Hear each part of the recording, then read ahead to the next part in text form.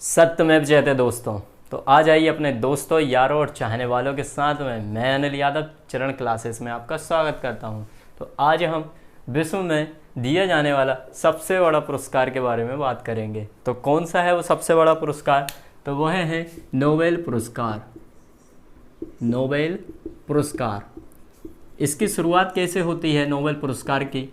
तो अपन उसके बारे में पहले जानेंगे। क्या होता है कि यूरोप महाद्वीप में, आपने पढ़ा होगा, यूरोप महाद्वीप के एक देश आता है स्वीडन। कौन सा? स्वीडन। और इसकी राजधानी कौन सी है? स्टॉकहोम। इस स्टॉकहोम में एक व्यक्ति का जन्म होता है। उस व्यक्ति का नाम क्या है? उस व्यक्ति का नाम है Alfred Bernhard Nobel. Alfred Bernhard Nobel, और इसी के नाम से ही नोबेल पुरस्कार की शुरुआत हुई है। अब ये कैसे हुई है इसके बारे में अपन धीरे धीरे जानेंगे। क्या होता है कि जब स्वीडन में इनका जन्म होता है तो इनके जन्म होने के 9 साल बाद, इनके जन्म होने के बाद 9 साल के जब होते हैं तो ये अपने परिवार के साथ में रूस चले जाते हैं। तो यहाँ पे अपन लिखें कि 9 साल, जब यह 9 साल के होते हैं तो यह परिवार के साथ में, अपने परिवार के साथ में कहाँ चले जाते हैं? रूस देश में चले जाते हैं। और वहाँ पे ये स्टडी करते हैं। और स्टडी करके जब ये वापस अपने घर आते हैं, कहाँ पे है इनका घर? स्टॉकहोम में। स्टॉकहोम में जब ये वापस अपने घर आते हैं तो इनके पिताजी का जो कारखाना रहता है वहाँ पे ये जो इन्होंने जो पढ़ाई की है, कौन सी पढ़ाई की थी इन्होंने? केमिकल इंजीनियर थे ये। केमिकल इंजीनियर थे ये। तो इनकी जो पढ़ाई करी इनने, वो कहाँ? ये अपने कारखाना में उपयोग करने लगे। और धीरे धीरे इन्होंने अध्ययन किया। और अध्ययन करते करते इन्होंने 1867 में, कब? 1867 में डायनामाइट की खोज कर दी। डायनामाइट की खोज कर दी। ये जो डायनामाइट है इसको अपन क्या बोलते हैं? इसको अपन ट्राइनाइट्रो, जो कि ट्राइनाइट्रो ग्लिसरीन में इसका उपयोग किया जाता है। ट्राइनाइट्रो ग्लिसरीन ये क्या है? एक विस्फोटक पदार्थ है, यानी कि इसको अपन नाइट्रोग्लिसरीन बोल सकते हैं। नाइट्रोग्लिसरीन। तो 1867 में इन्होंने डायनामाइट की खोज कर दी, यानी कि यह किससे बना है? नाइट्रोग्लिसरीन से। और इसका उपयोग कहाँ होता है? ट्राइनाइट्रोग्लिसरीन में, जो कि एक विस्फोटक पदार्थ है। सेना में जब बारूद बनते हैं, गोला बम बारूद बनते हैं, तो वो इसी से बनते हैं। तो इसकी खोज कर दी थी किसने? अल्फ्रेड बर्नहार्ड नोबेल ने। तो खोज कर दी, तो इनका 1867 में इन्होंने खोज कर दी। फिर इसके बाद जब ये 1896 की जब 1896 आता है तो इनके कुछ कारणवश से इनकी मृत्यु हो जाती है। 1896 में इनकी क्या हो जाती है? मृत्यु हो जाती है। तो 1896 में इनकी मृत्यु हो गई। पर जब 1896 में इनकी मृत्यु हो गई तो ये वैज्ञानिक थे, एक इंजीनियरिंग वैज्ञानिक थे, केमिकल इंजीनियर वैज्ञानिक थे। तो इनकी मृत्यु होने के बाद जब इनकी जो वसीयत पढ़ी गई, तो वसीयत में लिखा था, क्या लिखा था इनकी वसीयत में? कि ये बहुत ही, मतलब नोबेल जो पुरस्कार जो चालू करा है, नोबेल जो व्यक्ति थे, इन पे जो एक बहुत संपत्ति थी, इनके पास क्या थी? बहुत संपत्ति थी। तो इन्होंने क्या करा? स्वीडिश बैंक में जमा कर दिए वो पैसे स्वीडिश बैंक में जमा कर दिए। और इन्होंने अपनी वसीयत में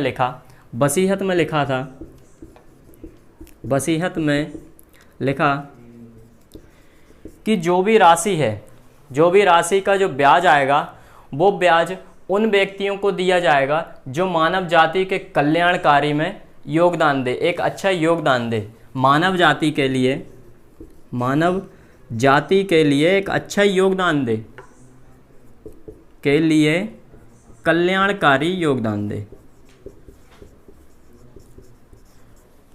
ये उनकी इच्छा थी कि जो व्यक्ति मानव जाति के लिए एक कल्याणकारी योगदान दे, उत्कृष्ट प्रदर्शन करे, तो उसको यह पुरस्कार नोबेल पुरस्कार दिया जाए।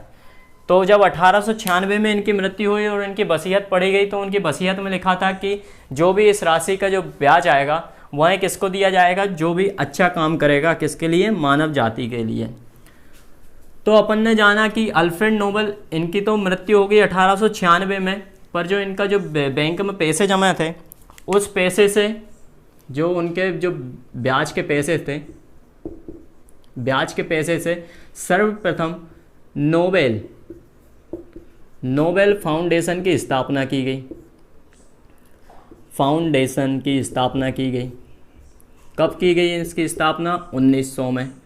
क्या होता है कि इन्होंने जो स्वीडिश राजा थे, उन्होंने सोचा कि अपन एक पुरस्कार की शुरुआत करते हैं, तो उस पुरस्कार की शुरुआत के लिए उन्होंने नोबेल फाउंडेशन की स्थापना की और इसी के द्वारा ही नोबेल पुरस्कार दिया जाता है।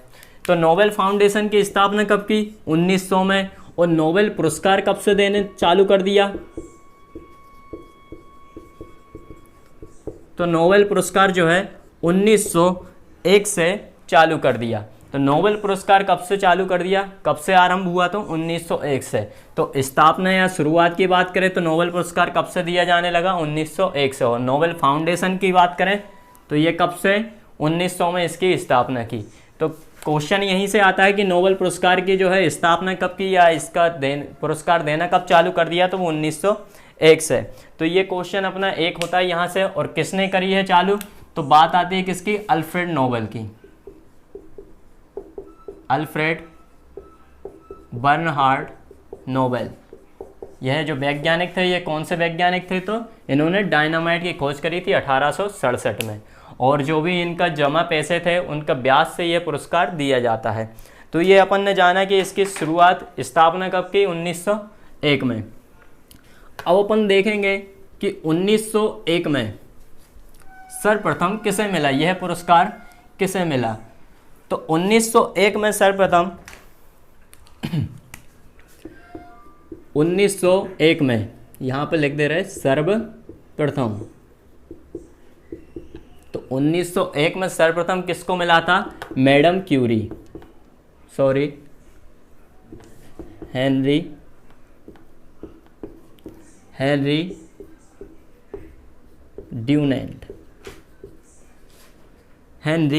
ड्यूनेंट। तो सर्वप्रथम किसे मिला था? Henry Dunant. ये कौन है हेनरी ड्यूनेंट? तो यह रेड क्रॉस के संस्थापक है। किसके संस्थापक है? रेड क्रॉस के संस्थापक है। रेड क्रॉस क्या है तो इसके बारे में अपन जानेंगे आगे कि रेड क्रॉस क्या है। और इसके जो संस्थापक कौन है? तो हेनरी ड्यूनेंट संस्थापक। क्वेश्चन यहाँ से भी आ सकता है, रेड क्रॉस के संस्थापक कौन है? तो ये कौन है? Henry Dunant. अभी इसके बारे में अपन जानेंगे। और एक और व्यक्ति आते हैं, इनका नाम क्या है? फ्रेडरिक पेसी। और इन्होंने किसके संस्थापक है? तो यह है फ्रेंच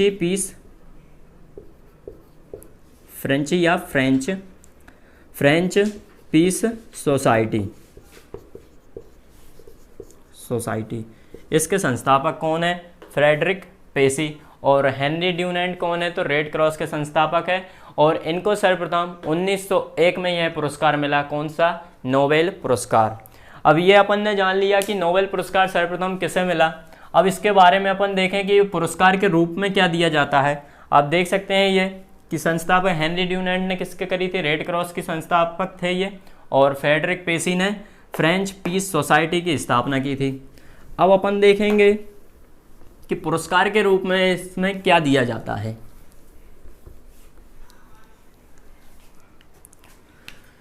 पुरस्कार के रूप में देखेंगे, पुरस्कार के रूप में क्या दिया जाता है। तो सबसे पहले एक प्रशस्ति पत्र दिया जाता है। ये तो सभी पुरस्कारों में दिया जाता है प्रशस्ति पत्र।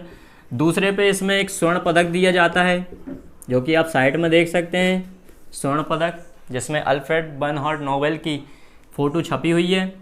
और तीसरे नंबर पे जो राशि है वो कितनी दी जाती है, 10 लाख डॉलर। 10 लाख डॉलर, जो कि बहुत बड़ी राशि है। तो इसलिए इसको नोबेल पुरस्कार सबसे बड़ा पुरस्कार बोला जाता है। एक प्रशस्ति पत्र दिया जाता है, स्वर्ण पदक दिया जाता है, स्वर्ण पदक दिया जाता है और 10 लाख डॉलर दिए जाते हैं। तो पुरस्कार के रूप में अपन ने जान लिया कि नोबेल पुरस्कार में क्या दिया जाता है। और अपन ने यह भी जाना कि सर्वप्रथम किसे मिला है, तो हेनरी ड्यूनेंट को मिला है। क्यों मिला है, क्योंकि इन्होंने रेड क्रॉस की स्थापना की थी, यह इसके संस्थापक थे, रेड क्रॉस के संस्थापक थे। अब अपन रेड क्रॉस के बारे में जानेंगे कि रेड क्रॉस है क्या। रेड क्रॉस ये क्या है, तो रेड क्रॉस जो है इसके संस्थापक या इसकी जो शुरुआत है किसने करी थी, हेनरी ड्यूनेंट ने। ये जो हेनरी ड्यूनेंट है ये कहाँ के है, तो ये है जेनेवा के, जेनेवा के। और जो रेड क्रॉस है इसका मुख्यालय भी कहाँ पे है, मुख्यालय की बात करें तो यह भी जेनेवा में है। कहाँ पे है ये, जेनेवा, जो कि कहाँ पड़ता है, स्विट्जरलैंड में, स्विट्जरलैंड में। तो मुख्यालय इसका कहाँ पे है, जेनेवा में। अच्छा, रेड क्रॉस है क्या, अब मेन बात ये आती है कि रेड क्रॉस है क्या। तो रेड क्रॉस जो एक संस्था है, ये वह संस्था है जैसे कि कभी युद्ध या विपदा आती है तो उस टाइम पे एक बहुत ही कठिनाई भरा माहौल रहता है कि बहुत सी महामारी चालू हो जाती है, बीमारी चालू हो जाती है।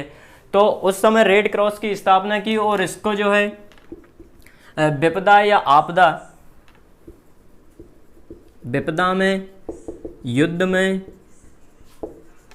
जो महामारी फैलती है, महामारी फैलती है, तो इसमें यह क्या करता है, एक सहायता पहुंचाता है।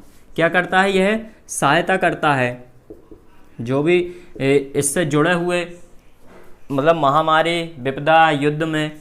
तो ऐसी स्थिति में यह क्या करता है, सहायता पहुंचाता है। ये चिकित्सा वाला काम करता है, चिकित्सा जैसा काम करता है रेड क्रॉस। तो इसलिए हेनरी ड्यूनेंट को यह पुरस्कार मिला था। और इसकी जो रेड क्रॉस इसको अपन प्रतिवर्ष, रेड क्रॉस को प्रतिवर्ष 8 मई को हम रेड क्रॉस दिवस मनाते हैं। तो प्रतिवर्ष 8 मई को अपन रेड क्रॉस मनाते हैं। क्यों मनाते हैं, क्योंकि हेनरी ड्यूनेंट जो है, हेनरी ड्यूनेंट, इनका क्या हुआ था, जन्मदिन आता है। इस दिन पे क्या आता है, इनका जन्मदिन आता है 8 मई को। तो इनके जन्मदिन के उपलक्ष्य में प्रतिवर्ष रेड क्रॉस दिवस मनाया जाता है 8 मई को। और जो रेड क्रॉस है, एक बात याद रखना कि जो रेड क्रॉस है, इनको तो सर्वप्रथम मिला था, हेनरी ड्यूनेंट को तो सर्वप्रथम 1901 में मिल गया था। पर जो रेड क्रॉस सोसाइटी है, ये जो सोसाइटी है ये बहुत ही इम्पोर्टेंट है। यहाँ पे 3 स्टार लगा लेना। इनको क्या हुआ था, रेड क्रॉस सोसाइटी को 3 बार कितने बार, 3 बार नोबेल पुरस्कार मिला है। 3 बार नोबेल पुरस्कार मिला है। 3 बार नोबेल पुरस्कार मिला है। कौन कौन सी सन की बात करें तो मैं यहाँ लिख दे रहा हूँ सन। तो एक तो 1917 में मिला है, एक 1944 में मिला है और एक 1963। 1917, 1944 और 1963 में, इन वर्ष 3 वर्ष, मतलब 1917, 1944, 1963 में रेड क्रॉस सोसाइटी को 3 बार नोबेल पुरस्कार मिला है। किस क्षेत्र में मिला है, तो ये भी लिख लो कि ये किस क्षेत्र में मिला है। क्षेत्र की बात करें तो यह कभी कभी क्षेत्र भी पूछ लेता है, तो यह शांति के क्षेत्र में, किसके क्षेत्र में, शांति के क्षेत्र में मिला है। शांति क्यों मिला है, शांति के क्षेत्र में, क्योंकि ये युद्ध और महामारी के समय सहायता पहुंचाता है, यह शांति का माहौल बनाता है। तो इसलिए रेड क्रॉस को शांति के क्षेत्र में 3 बार नोबेल पुरस्कार मिला है। ये डेट इम्पोर्टेंट है, कभी पूछ ली जाती है, ये कभी कभी पूछ ली जाती है। और ये सोसाइटी कितने बार मिला है, 3 बार नोबेल पुरस्कार मिला सोसाइटी को, रेड क्रॉस सोसाइटी को। और हेनरी ड्यूनेंट को सर्वप्रथम 1901 में यह पुरस्कार मिला था। हेनरी ड्यूनेंट, आप साइड में पिक्चर देख सकते हैं इनकी, हेनरी ड्यूनेंट। तो ये होता है अपना रेड क्रॉस के बारे में। अब अपन देखेंगे कि भारतीय मूल जो है, भारतीय मूल के जो व्यक्ति हैं किन किन को यह पुरस्कार मिला है, भारतीय मूल के जो व्यक्ति है उनको किन किन को यह पुरस्कार मिला है, तो इसके बारे में जानेंगे। और कुछ बेसिक टॉपिक है, कुछ की पॉइंट है, उनके बारे में अपन जानेंगे। तो सबसे पहले अपन देखेंगे भारतीय मूल के जो व्यक्ति है,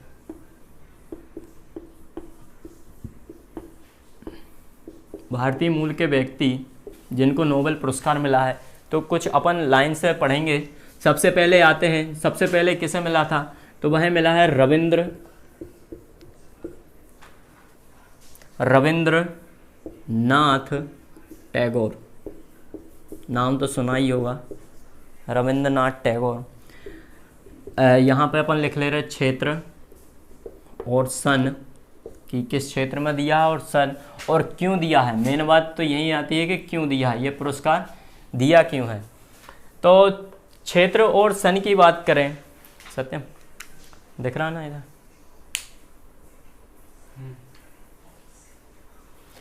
तो क्षेत्र और सन की बात करें तो क्षेत्र और सन और क्यों दिया है, तो सबसे पहले पे आते हैं रविंद्रनाथ टैगोर।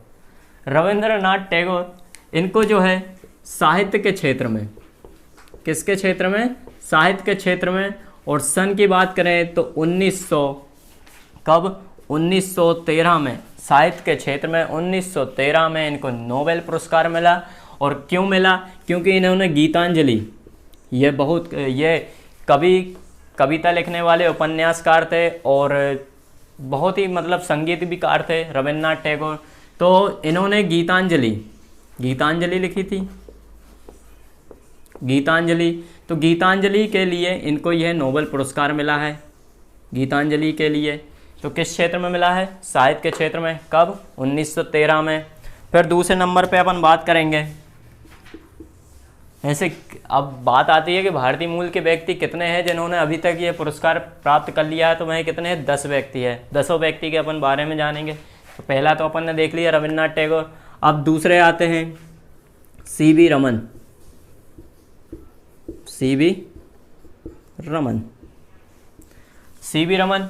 अब क्षेत्र की बात करें तो किस क्षेत्र में मिला है इनको, तो इनको मिला है भौतिकी के क्षेत्र में, भौतिकी के क्षेत्र में। और कब मिला है, 1930 में। ये डेट आप याद रखना, ये 1913 और 1930। 1913 में रविंद्रनाथ टैगोर को साहित्य के क्षेत्र में, सीवी रमन को भौतिकी के क्षेत्र में 1930 में। अब सीवी रमन इन्होंने भौतिकी के क्षेत्र में तो ले लिया, पर इन्होंने करा क्या था, मतलब इनका काम क्या था। तो जब इनको ये पुरस्कार दिया तो इनके जो रमन प्रभाव था, कौन सा, रमन प्रभाव। अब ये रमन प्रभाव क्या होता है, तो रमन प्रभाव आप ऐसा समझें कि जब कोई प्रकाश किसी माध्यम में प्रवेश करता है, तो जैसे कि माध्यम कौन सा, ठोस, द्रव, गैस, अपन ये ले सकते हैं। जब ये प्रकाश माध्यम में प्रवेश करता है तो ये जो है, जो माध्यम के जो कण होते हैं ना, वो जो प्रकाश को है ना फैला देते हैं। तो इसका एक उदाहरण देख लो आप, जो सागर है उसका पानी जो नीला दिखाई देता है। तो उन्होंने यह जाना कि सीवी रमन ने भौतिकी के क्षेत्र में यह रमन प्रभाव की उन्होंने खोज कर दी और इसी के क्षेत्र में उनको नोबेल पुरस्कार मिला। तो इनकी बहुत बड़ी उपलब्धि थी सीवी रमन की। तो अपन ने इतना जाना, सीवी रमन भौतिकी के क्षेत्र में 1930 में। अब तीसरे नंबर पे आते हैं कौन से, हरगोविंद खुराना।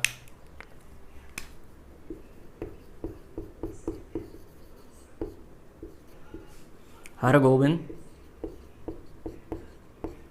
खुराना इनको किस क्षेत्र में मिला है, तो इनको मिला है चिकित्सा के क्षेत्र में। किसके क्षेत्र में, चिकित्सा के क्षेत्र में। और कब मिला है, तो ये मिला है 1968 में। कब मिला है, 1968 में। चिकित्सा के क्षेत्र में मिला है हरगोविंद खुराना को 1968 में। क्यों मिला है, क्योंकि इन्होंने कृत्रिम जीन संश्लेषण पर काम करा था। कृत्रिम जीन संश्लेषण पर काम करा था। इस पर काम किया तो उन्होंने, हरगोविंद खुराना ने पाया कि जो अपना जीन होता है, ये जो जीन होता है, जो कि आनुवांशिकी की जो इकाई है जीन, और मूल जीवन की इकाई भी है जीन। तो जो कृत्रिम जीन संश्लेषण इन्होंने करा, और जो जीन होता है ये किससे मिलकर बना होता है, डीएनए और आरएनए दोनों से मिलकर बना होता है। तो उन्होंने अपने प्रयोग में पाया कि जो जीन है वो डीएनए और आरएनए से मतलब मिलकर बना होता है। तो इतना उन्होंने जाना, तो इसलिए उनको मतलब और भी उपलब्धि इन्होंने हासिल करी थी जीन के ऊपर संश्लेषण करे। तो हरगोविंद खुराना को जो है चिकित्सा के क्षेत्र में 1968 में कृत्रिम जीन संश्लेषण, यानी कि उन्होंने पाया कि जीन जो है डीएनए और आरएनए से मिलकर बनता है। तो अभी अपन ने तीन व्यक्तियों के बारे में देखा, अब और आगे देखेंगे अपन। चौथे नंबर पे आते हैं अपन लाइन वाइज पढ़ रहे हैं कि 1913, 1930 और 1968। अब इसके बाद आते हैं अपनी मदर टेरेसा, इनको जो है शांति के क्षेत्र में मदर टेरेसा, यहाँ पे 4th नंबर लिखेंगे अपन।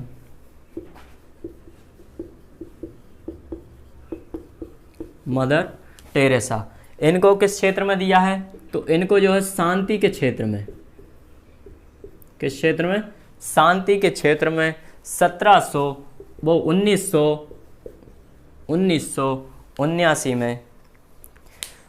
1979 में शांति के क्षेत्र में मदर टेरेसा को यह पुरस्कार मिला है। तो मदर टेरेसा इन्होंने काम क्या किया था, तो इनके जो माता पिता है वो अल्बुनिया से ताल्लुक़त रखते थे मदर टेरेसा के। पर इन्होंने देखा कि जो भारत में उस टाइम पर गरीबी और भुखमरी ज़्यादा थी, तो इन्होंने क्या करा, ये जो मदर टेरेसा है जो कोलकाता में आकर इन्होंने जो छोटे छोटे बच्चे होते हैं, जो गरीब बच्चे हैं, उनकी सेवा में, समाज सेवा में इन्होंने बहुत ही मतलब बड़ा योगदान दिया है। तो इसलिए मदर टेरेसा को शांति के क्षेत्र में 1979 में क्यों दिया, तो समाज सेवा, इन्होंने समाज सेवा की, समाज सेवा के लिए इनको यह पुरस्कार मिला है। किस लिए मिला है, समाज सेवा के लिए इनको यह पुरस्कार मिला है। किसको मिला है, मदर टेरेसा को। कब मिला है, 1979 में। अब 5वें नंबर पे अपन बात करेंगे,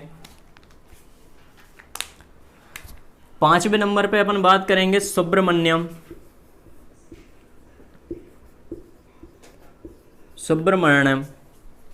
चंद्रशेखर की।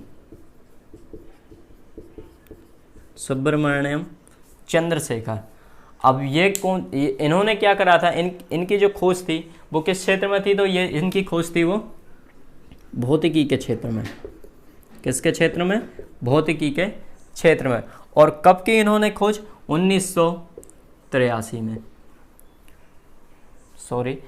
इनको जो है नोबेल पुरस्कार कब मिला है, 1983 में। और किस क्षेत्र में मिला है, तो भौतिकी के क्षेत्र में मिला है सुब्रमण्यम चंद्रशेखर को। और क्यों मिला है, तो इसके बारे में अपन देखेंगे कि इन्होंने जो है चंद्रशेखर सीमा निर्धारित की थी। चंद्रशेखर सीमा होती क्या है कि जो अपने सौरमंडल रहता है ना, सौरमंडल में जो नक्षत्र रहते हैं, नक्षत्रों की दिशा को निर्धारित करने के लिए जो सीमा बताई है, तो उसी को जो है चंद्रशेखर सीमा के नाम से भी जानते हैं अपन। तो चंद्रशेखर सीमा अपन ऐसा लिख सकते हैं कि चंद्रशेखर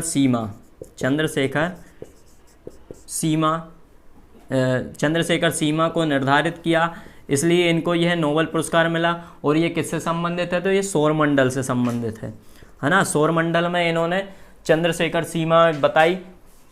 क्या होती चंद्रशेखर सीमा, तो ये नक्षत्रों की जो दिशा निर्धारित करना, तो ये कहलाता है चंद्रशेखर सीमा।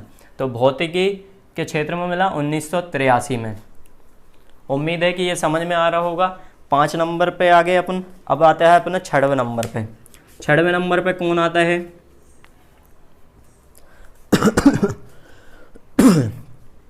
6वें नंबर पे आते हैं अपने अमर्त्य सेन। कौन आते हैं, अमर्त्य सेन। अच्छा, ये नोबेल पुरस्कार के बारे में अपन थोड़ा और जान ले। जो नोबेल पुरस्कार है ये मतलब जब चालू हुआ था, कब हुआ, 1901 में। 1901 से प्रारंभ हुआ। तब 1901 में से जब चालू हुआ तो इसको अर्थशास्त्र के क्षेत्र में नहीं दिया जाता था, अर्थशास्त्र के क्षेत्र में नहीं दिया जाता था। और किस में दिया जाता था? तो साहित्य, चिकित्सा, भौतिकी, रसायन, शांति, समाज सेवा, इस क्षेत्र में दिया जाता था। पर स्टार्टिंग में जो है अर्थशास्त्र पर नहीं दिया जाता था। पर 1967 को क्या होता है, अर्थशास्त्र में भी इनको चालू कर दिया जाता है कि 1967 से अर्थशास्त्र में देना चालू कर दिया। तो अब किस किस को दिया जाता है? तो साहित्य, कला, चिकित्सा, भौतिकी, रसायन और अर्थशास्त्र, इन सभी में अब देना चालू कर दिया नोबेल पुरस्कार को। जो अमर्त्य सेन है, इनको किस क्षेत्र में मिला है? तो इनको अर्थशास्त्र में मिला है।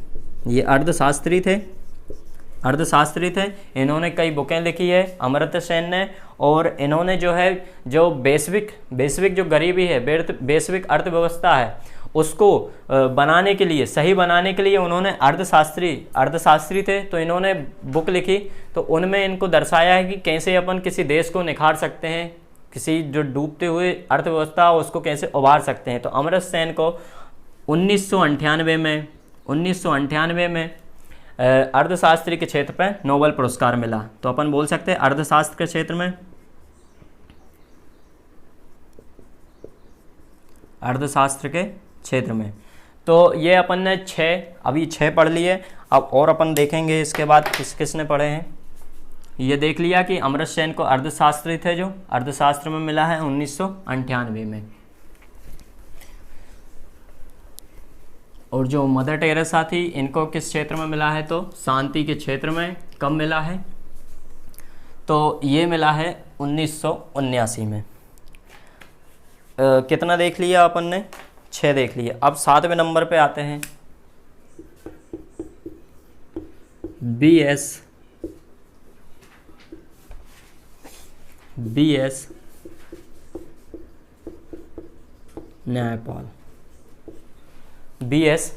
न्यायपाल। तो BS न्यायपाल को किस क्षेत्र में मिला है? तो इनको मिला है जो साहित्य के क्षेत्र में। किस क्षेत्र में मिला है? साहित्य के क्षेत्र में। और कब मिला है? 2001 में। कौन सी सन में मिला है? 2001 में। BS न्यायपाल को किस क्षेत्र में? साहित्य के क्षेत्र में। ये भी उपन्यासकार थे, इन्होंने भी कई कविताएं लिखी है, उपन्यासकार थे। तो इस क्षेत्र में इनको BS न्यायपाल को साहित्य के क्षेत्र में 2001 में यह पुरस्कार मिला। फिर 7वें नंबर पे आते हैं। 7 तो हो गए। 8वें नंबर पे आते हैं अपने वेंकटरमण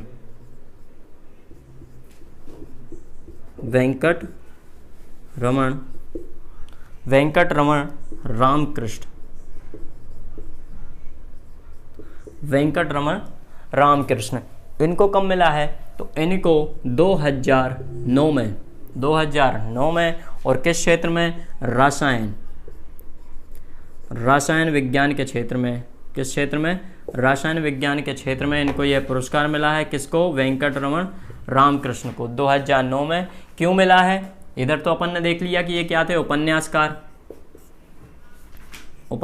तो उपन्यासकार के कारण BS न्यायपाल को साहित्य के क्षेत्र में 2001 में, वेंकटरमण रामकृष्ण को 2009 में रसायन विज्ञान के क्षेत्र में। क्यों दिया? क्योंकि इन्होंने जो खोज करी थी, वो खोज करी थी कि जो प्रोटीन होता है, जो प्रोटीन का निर्माण करने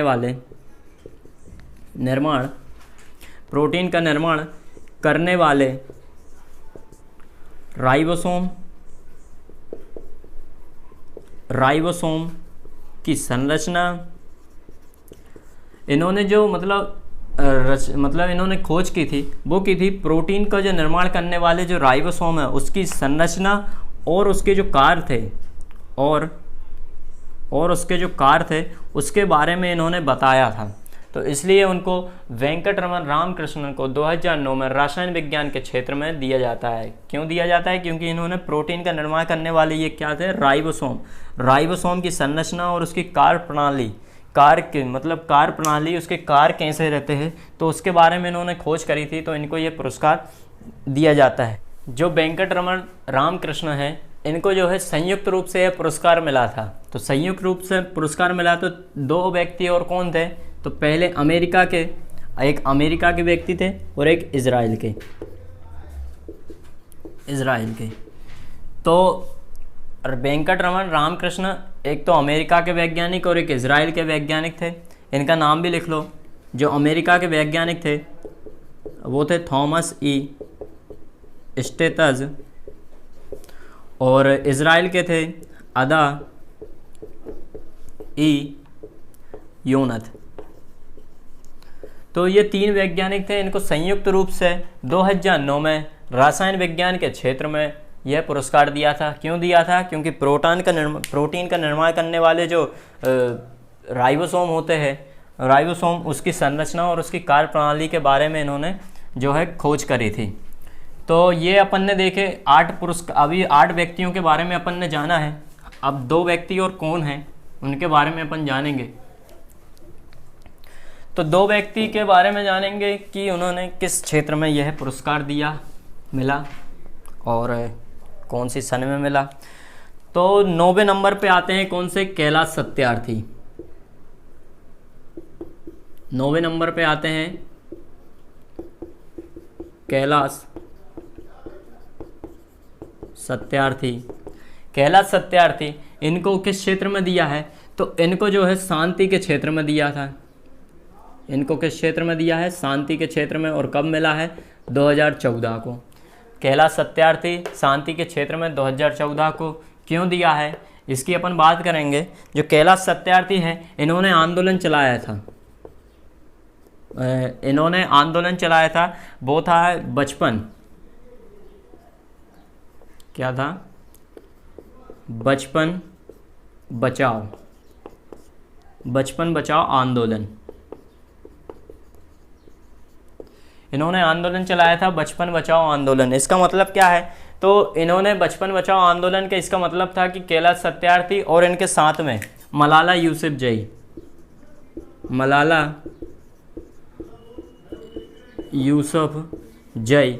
इनको भी शांति के क्षेत्र में 2014 में संयुक्त रूप से ये पुरस्कार दिया था।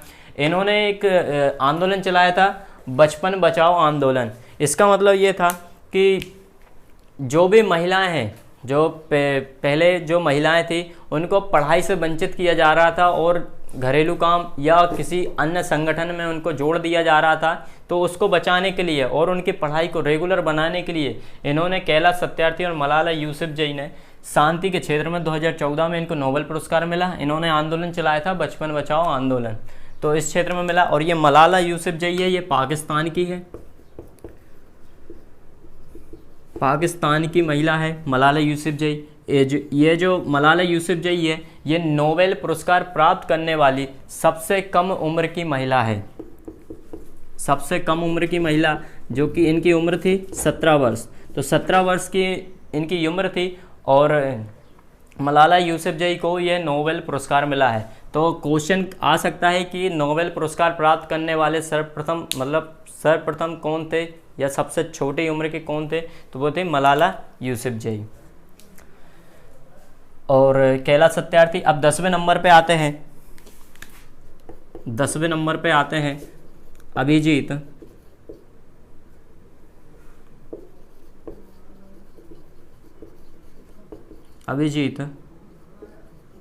बनर्जी। 10वें नंबर पे आते हैं अभिजीत बनर्जी।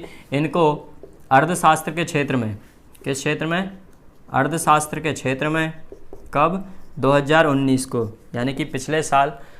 अर्थशास्त्र के क्षेत्र में अभिजीत बनर्जी और इनकी पत्नी डुफ्लो, इनको भी अर्थशास्त्र के क्षेत्र में संयुक्त रूप से, इनकी पत्नी अभिजीत बनर्जी और डुफ्लो, इनको संयुक्त रूप से अर्थशास्त्र के क्षेत्र में 2014 में नोबेल पुरस्कार मिला।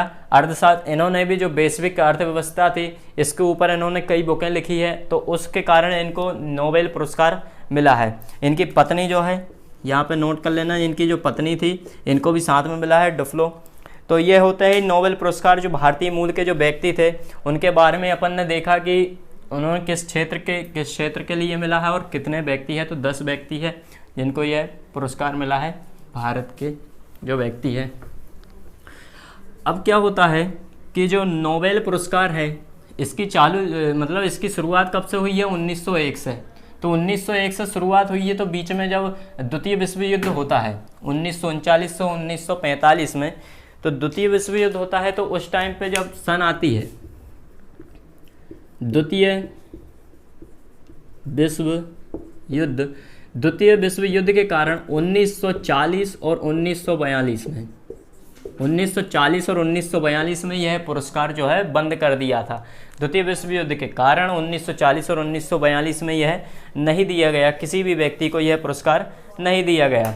ये अपन ने देखा है नोबेल पुरस्कार के बारे में। अब अपन कुछ की पॉइंट के बारे में देखेंगे जो कि एग्ज़ाम से मतलब एग्ज़ाम में ज़्यादा पूछे जाते हैं। उनके बारे में पूछे तो ये भी जाते हैं, बहुत ही पूछे जाते हैं। भारतीय मूल के ज़्यादा पूछे जाते हैं कि भारतीय मूल के व्यक्ति को किन किन को यह पुरस्कार मिला है।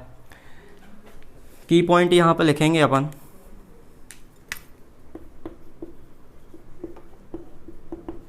की पॉइंट तो सबसे पहले अपन देखेंगे कि जो नोबेल पुरस्कार ये कब दिया जाता है। तो ये नोबेल पुरस्कार है, जो पुरस्कार की समिति है, नोबेल फाउंडेशन ये समिति है, वो क्या करती है कि अक्टूबर में जिन व्यक्तियों को यह पुरस्कार दिया जाता है अक्टूबर में उसकी घोषणा कर देते हैं। अक्टूबर में घोषणा करने के बाद 10 दिसंबर को, कब 10 दिसंबर को, यहाँ पे लिख दे रहा मैं अक्टूबर में घोषणा की और 10 दिसंबर को यह दिया जाता है, या 10 दिसंबर को वितरण किया जाता है। 10 दिसंबर को वितरण किया जाता है नोबेल पुरस्कार। तो अक्टूबर में घोषणा कर देते हैं और 10 दिसंबर को। अब ये 10 दिसंबर को क्यों किया जाता है कि इसी टाइम पे क्या हुआ था, अल्फ्रेड वन हॉर्न नोबेल की क्या थी, पुण्यतिथि थी। मतलब 10 दिसंबर को क्या आता है, इनकी पुण्यतिथि आती है। तो इसी के पुण्यतिथि के उपलक्ष्य मतलब पुण्यतिथि पे ही 10 दिसंबर को यह नोबेल पुरस्कार वितरण किया जाता है। तो ये अपन ने देखा कि अक्टूबर को घोषणा की जाती है और 10 दिसंबर को वितरण किया जाता है। दूसरे नंबर पे की पॉइंट में लिखना कि जो नोबेल पुरस्कार है ये मरणोपरांत, स्टार्टिंग में 2 बार मरणोपरांत पे दिया था। मरणोपरांत कब कब दिया है, तो मरणोपरांत 1931 में और 1961 में। 1931 में और 1961 में जो है मरणोपरांत दिया। पर जब 1974 का टाइम आता है, इस टाइम पे क्या होता है कि यह मरणोपरांत जो पुरस्कार है नोबेल पुरस्कार देना क्या कर देते हैं, बंद कर देते हैं। मतलब 1974 से यह मरणोपरांत यह पुरस्कार नहीं दिया जाता है। बस 2 बार ही मरणोपरांत यह पुरस्कार दिया है, 1931 में और 1961 में। तो ये भी अपन ने देख लिया कि 1974 में जो है मरणोपरांत अब देना बंद कर दिया है। कितने को मिला है, 2 बार, दो व्यक्तियों को ही मिला है, एक तो 1961 में और एक 1931 में। अब नोबेल पुरस्कार, अब अपन बात करेंगे कि किन व्यक्ति है कि जिनको 2 बार यह नोबेल पुरस्कार मिला है।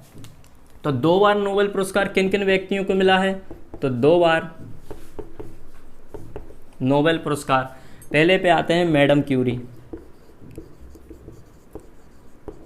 क्यूरी और दूसरे नंबर पे आते हैं लिनस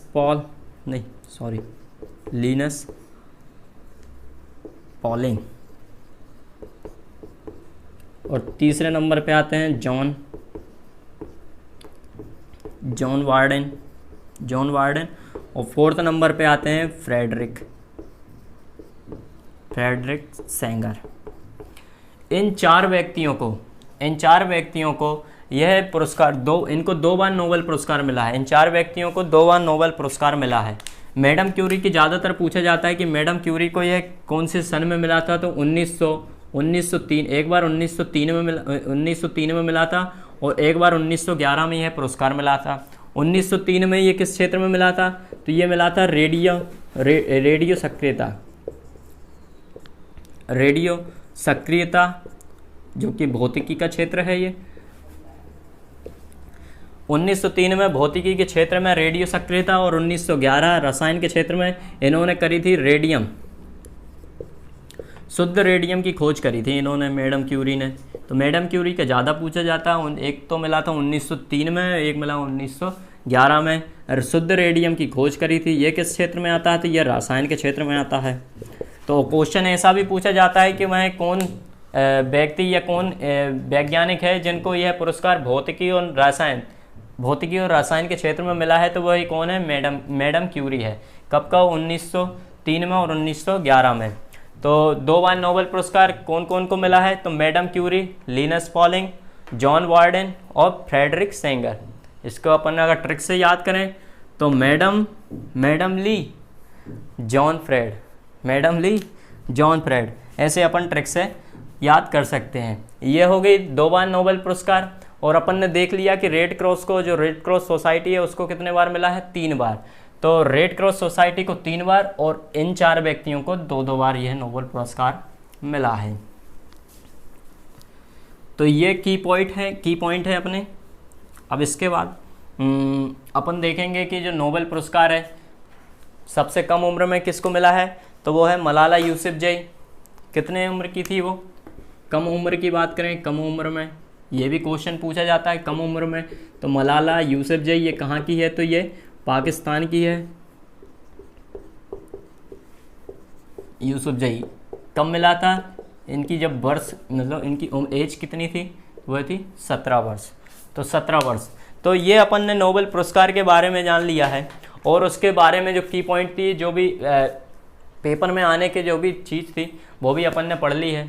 तो आपको अगर ये वीडियो अच्छी लगे तो एक लाइक ज़रूर करना और सब्सक्राइब भी कर लेना चैनल को, और अपने जो फ्रेंड है उनको भी ये शेयर करना। और अगर वीडियो को अगर कुछ डाउट है तो कमेंट बॉक्स में कमेंट करना, और अगर अच्छी लगे तो थोड़ा अच्छी कर देना। चलो, तो धन्यवाद।